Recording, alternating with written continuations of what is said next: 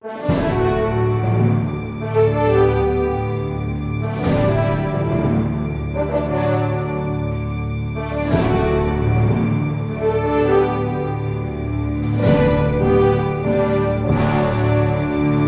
believe that architects have to be the custodians of the interest of the core constituency of a project, which means that the user, needs and has to occupy prime position in what is to be done. We chose to work with education as one of the centerpieces, or probably the centerpiece, because it has fantastic multipliers. The number of students that pass through the doors of a school in its life could be, if you just make an average understanding of how many students, say 1,000 students, say 30 years worth of life of a school, physical school, you're talking about 30,000 children who the physical environment has the potential of being able to impact in a particular way. And this dovetails very well with our understanding that education needs to be progressive in terms of the spaces which are available to school children, to children. By this I mean that if the physical environment that one is designing has the ability to allow students to electively engage with curriculum, on the one hand. On the other hand, to electively engage at a level which is reflective. So you can have a group engagement, you can have a reflective engagement where you're processing a theorem perhaps, you're processing a principle perhaps of something. And if the environment is able to lend itself to, or actively facilitate actually, learning through challenge. I mean, the physical environment presents either through a setting or through a progression of space or through active surfaces or anything. It could be something as elementary as the equivalent of a climbing wall. Then you are actually, carrying forward the principle of learning by doing, being challenged, being attracted to doing something in a particular way, and it's all elective. And this is the counterpoint to, spaces which are designed for instruction, classical lecture halls where you have rakes and where you're focused, where you're working the acoustics in such a way that, someone is talking and telling you something. So there's two very different approaches to design. A very simple example of what I mean when I say what I'm saying is to compare two kinds of learning spaces. One, which is called a classroom. So it's a class room. So there's a connotation built in there, and it is designed in a manner which lends itself to instruction. You are my teacher, and the entire space is designed to support that fact that you will tell me what the whole thing is about. If you switch that from if you tell yourself in your mind that we are not dealing with a mode that is instruction, we are dealing with collaboration. What happens? What happens is that you can vision a different setting for the teacher, to the extent that you may even find a different way to deal with the teacher's classical desk. You may find furniture, proportions in the classroom and furniture which lend themselves to group activity, and which further perhaps lend themselves to a full group, a class level activity. And you make it multimodal. So all of a sudden the space is able to support a faculty member who is trying to approach things differently. It is able to support a different way of assimilating. It can almost become a laboratory. The instruction space is no longer a space of instruction. It is a lab on a Monday morning. It is a group level discussion on a Tuesday morning where everybody's involved. It's a smaller group level, projectization or project based on a Wednesday morning. And on a Thursday morning, if you really want to go back to instruction for a bit, you can. So the same square footage can work in many different ways. Most of the work that we do is of a nature where there are many stakeholders. And the challenge, I believe that architects have to be the custodians of the interest of the core constituency of a project, which means that the user, needs and has to occupy prime position in what is to be done.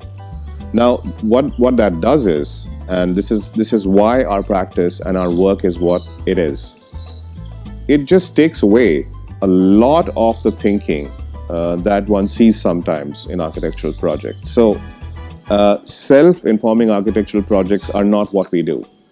Let's talk about stylistic architecture. Let's talk about, let's say, how Zaha approached her work, I should say now. How other architects assimilate her work is more to do with the geometries and less to do with the spatial experiences. You talk about the object, you talk about the whole thing in a particular way. But if you flip that theorem and you center yourself on the experience, that's a very different point of entry. And I believe that civilizationally, India is a place where the experience is paramount. I mean, it's the thing. The expression of form is something which comes out of the understanding of experience. That's something which I see as a very big contrast. So, not to lose the original thread, the dichotomy is that, not the dichotomy, but you have different stakeholders, they have different interests, and we have learnt over time to speak and discuss issues enough so that certain common points of reference for the project are, by consensus, what the project builds on in design. You're walking past a wall which is plastered versus you're walking past a wall surface which is a whiteboard or something on which you can write. And there are things you can write with. Now, depending on what frame of mind you're in, the opportunity presents itself. You may take it up. You may, stop with a friend of yours and draw a caricature of your teacher as you walk past. That's release of energy. You may experiment on a little sum in math. You may try out a chemical equation as you walk past, as you're chatting with your friend. Ideation, collaboration, just very simple things like this have the power to transform spaces which are dogmatic to spaces which are more liberal, I would say, in terms of what they allow you to do, or what they encourage you to do, rather. The first time we assembled a portfolio and we were looking at our own work, and every project seemed so different from the other one. And as a student, and perhaps as a young architect, one subconsciously thinks that maybe there is going to be a style involved because one is learning from all these things in terms of books, in terms of case studies, in terms of whatever. But vernacular, being inspired by where one is, being inspired by its traditions of design, of its cultural interpretation of its built environment, open environment, its materials, its building systems, vocabulary. These inspire us.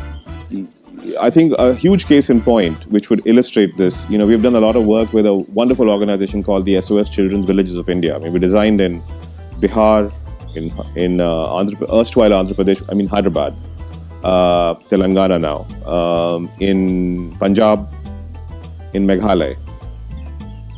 If one just looks at these 4 projects, it's the same 20 buildings, which are supposed to address the requirements of 150 odd kids who are orphaned, who are going to be living in an SOS family, which is quite a beautiful concept, and a kindergarten and some other buildings of that nature. But looking at them after they are, done, they talk directly about where they are. That's the one thing that stands out, that location specificity. And that's what I have learned to be watching out for, because that's very significant, very important to us. What is the project specificity, location specificity that we want to bring in? How does it respond to the user? So these 2 or 3 things tie in over and over again. And that's what really, ends up defining us as a practice. That's what I feel. When one measures these formal systems against a base case that is resource intensive, like perhaps the developed world was, and using that base case we demonstrate energy savings. This is one narrative.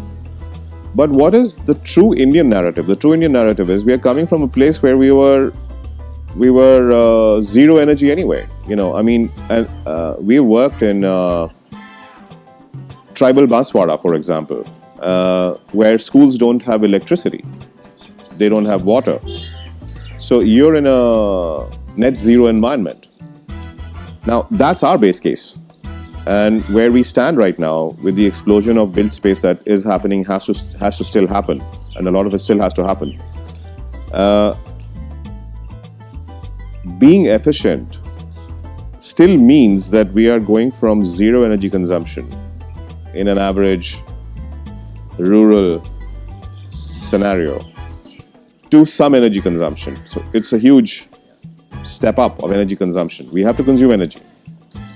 And the question that we have to ask ourselves is entirely a different question as compared to the question that a developed nation has to ask itself in terms of how do I drop my current consumption per capita of energy. We have to ask ourselves, how do we minimize consumption per capita as we develop? It's 2 very different questions, two very different start points. So I think that's where the conflict lies. And yes, a lot of people pay lip service to it. Yes, you cannot deny the fact that there may be people who would like to have platinum rated written over there because, it perhaps will sell a few flats if it's just a residential development. But at the same time, that's really not the mainstay of this whole discussion. That's really not the main story. The main story is about what India has to do to develop and yet keep a balance